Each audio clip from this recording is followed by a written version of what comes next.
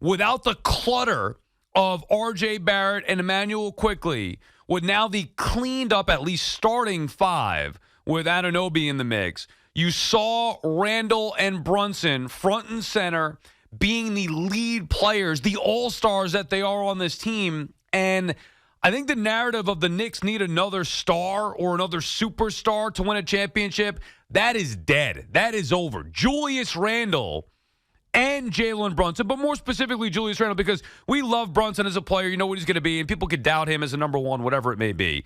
But Randle's always been the enigma. Randle has been up and down. He was an all-star carrying this team to the postseason a couple years ago, as a 4 seed before the Knicks lost in the postseason to the Hawks.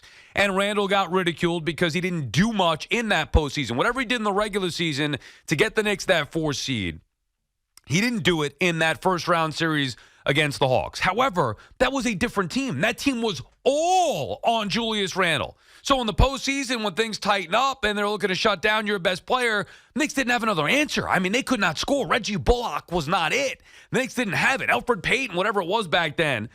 I mean, it's easy to forget, and thank goodness we can forget because the Knicks have gotten significantly better, but it was all about Julius Randle. But he did fail in the postseason, and that was strike one against him. Strike two came the following season where he was a disaster on the court in the regular season, fighting with the fans. The attitude seemed off, and everybody in this town, and myself included, was turned off to Julius Randle and saying, this is not going to be the guy. The inconsistency, can't win a championship with him. The position he plays, it's a guard-driven league. You need more of, a two-guard, a shooter, a scorer. You want the backcourt to be the thing. They can't win the way that they're built with Randle. Move on. And then Randle comes back and bounces back and has another all-star year last year, paired with Jalen Brunson, who I believe to be a superstar.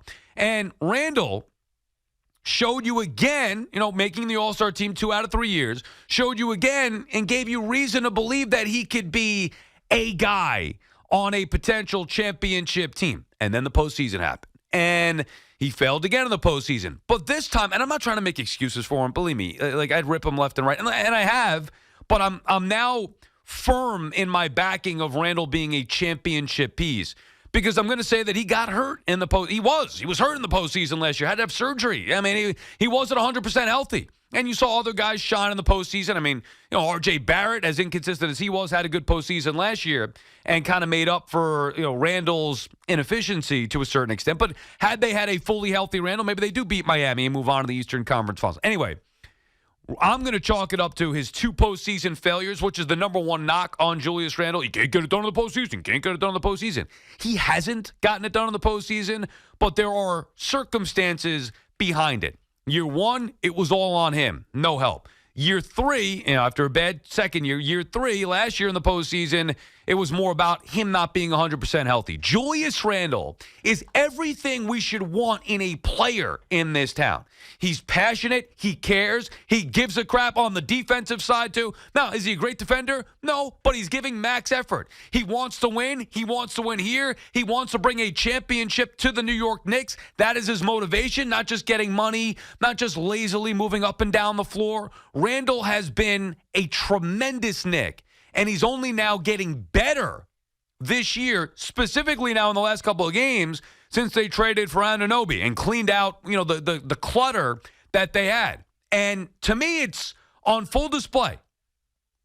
There's no more, the Knicks they need to go out there and get another superstar. Nonsense. They have 2 All-Stars. Tell me how that's not good enough. Now, I'm not saying they don't need another piece on the roster, a 2-guard. Sure, you want an upgrade at the 2-guard position. They want to clean up the bench and get the bench better. For me, it'd be a veteran point guard. That would be a top priority. And you want to make sure you get the rotation nice and cleaned up, and they're still working their way through that since the trade. But right now, with Brunson, with Randle, with Anunoby, this team, if they add the right piece or two, and it doesn't have to be a superstar, this team can win a championship. Does it mean that I think they're better than the Celtics right now or the Sixers or the Bucks? Not necessarily, but things can happen. What it means is they have the stars. The hardest thing to get in the NBA are the stars. The Knicks have 2 of them. They have them. Stop looking. Stop searching. Stop hoping. Stop looking to figure out who they're going to trade for. Go get this guy. Go get that guy. Again, I don't think they're done making moves, but as far as the big moves, The superstar type moves, the dreaming about Giannis or Donovan Mitchell or Dame Lillard or Joel Embiid, all that, it's come to an end. The Knicks have their stars. And we're going to find out this postseason if their stars are good enough to carry them to an NBA Finals. Certainly to an Eastern Conference Finals. I believe that they could do that. We got to see them actually do it. But maybe to an Eastern Conference Finals or to an NBA Finals. We're going to find out. But you know what? I like the Knicks' chances. With Brunson, with Randle, they have 2 stars. That's more than most. And it's on them to clean up the rest of the roster and bring in the contributing pieces around those 2. And they've started to do that first with the trade for Anunoby. They're headed in the right direction. Brunson is a superstar, and Randle is also a star. They can be 1 and 2. For years, it's been, who's going to, or even since Brunson got here, who's going to be the number 1 when Brunson could be the 2? And then Randle's got to go. Wrong. Brunson is number 1. Randle is either 1A or 2, however we want to label him. I don't want to be disrespectful because he deserves, to me, even more than a 2 label on this particular team because he was here first, and he's been an all-star a couple of years out of the last 3 seasons, deserves to be one again this year. He's carried this team. Randle is the first one to start bringing the Knicks back. Obviously, Brunson came in and took them over the top as far as being a legitimate postseason contender, winning a postseason series a year ago. Brunson doing it at the point guard position, all that he brings. But Brunson and Randle, you've now seen it for 2 games here, front and center on display since the Anunoby trade. These 2 guys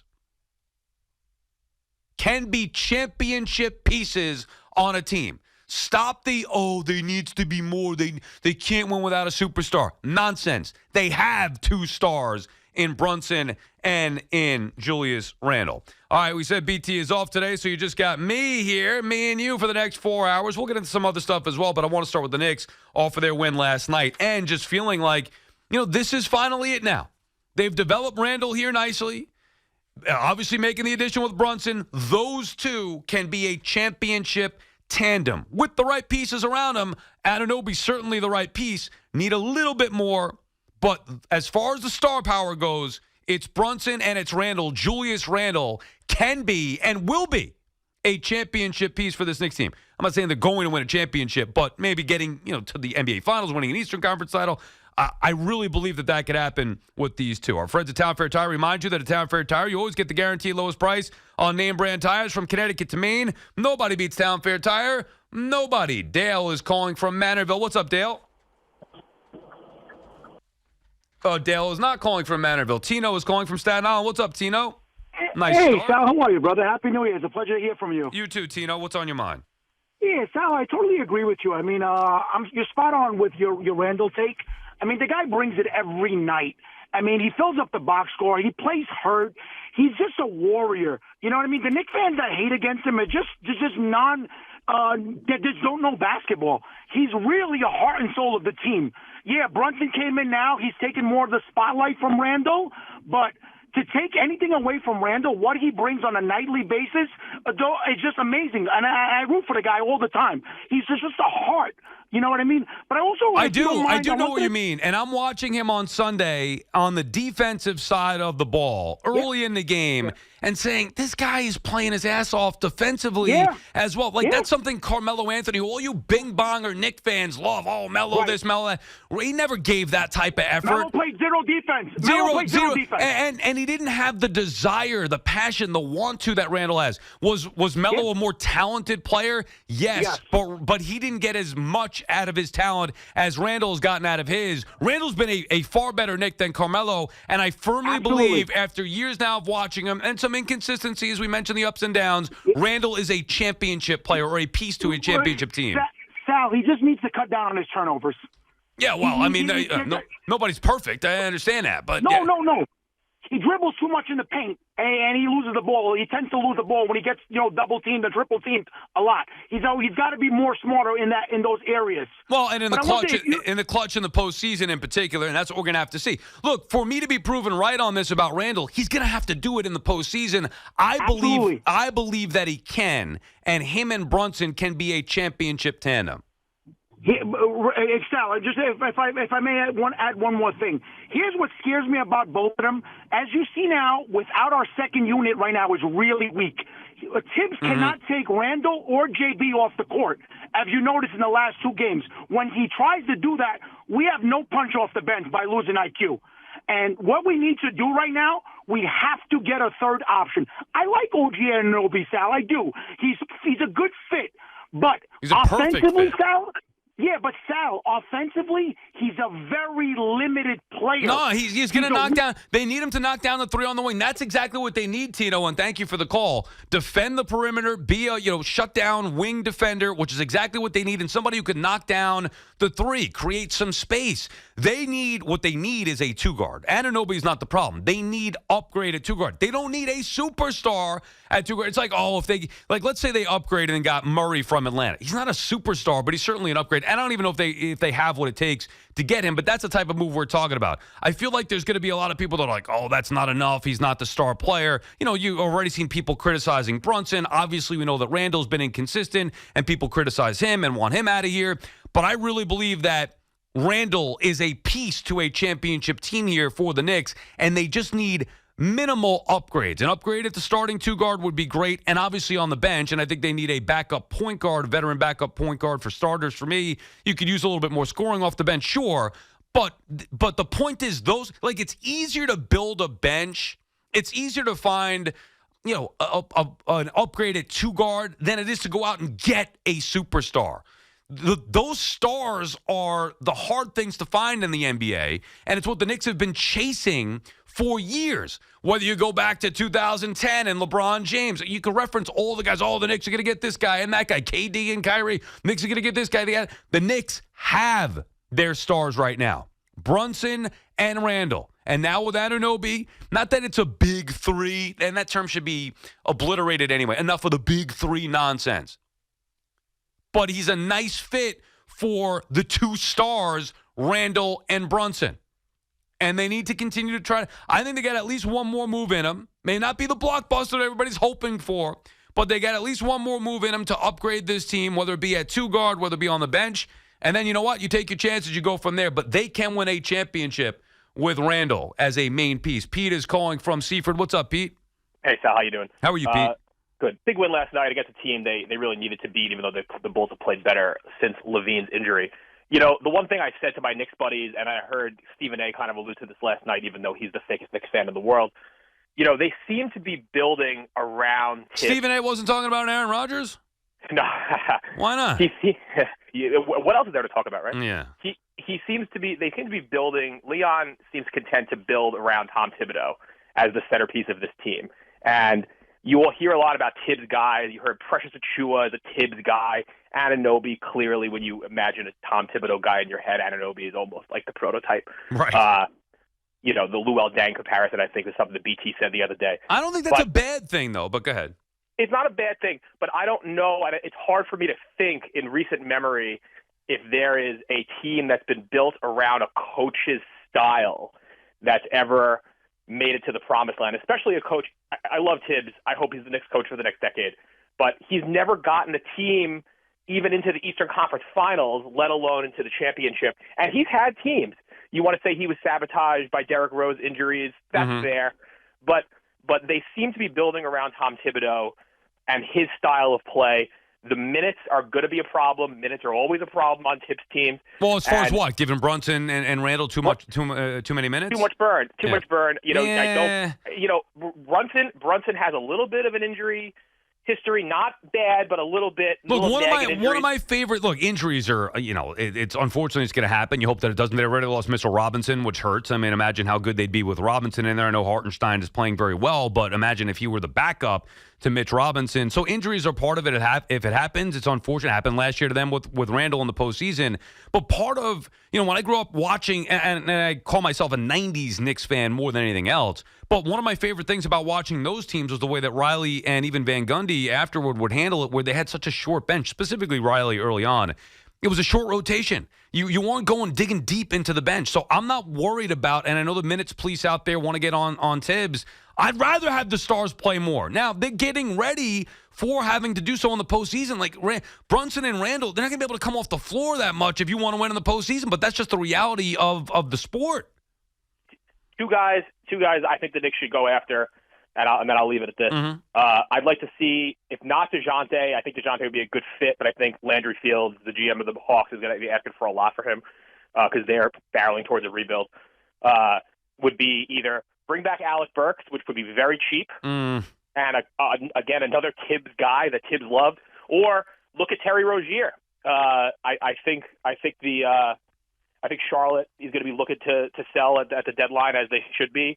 And I think Rozier is a guy who's been starting, but really can give you those scoring guard, quickly minutes off the bench. Yeah, I mean, look, Burks is an interesting player, and thank you for the call, Pete, and obviously somebody we're familiar with here. He was inconsistent. He would drive me nuts. However, back then, he needed to be more of a priority or a top-scoring option for him.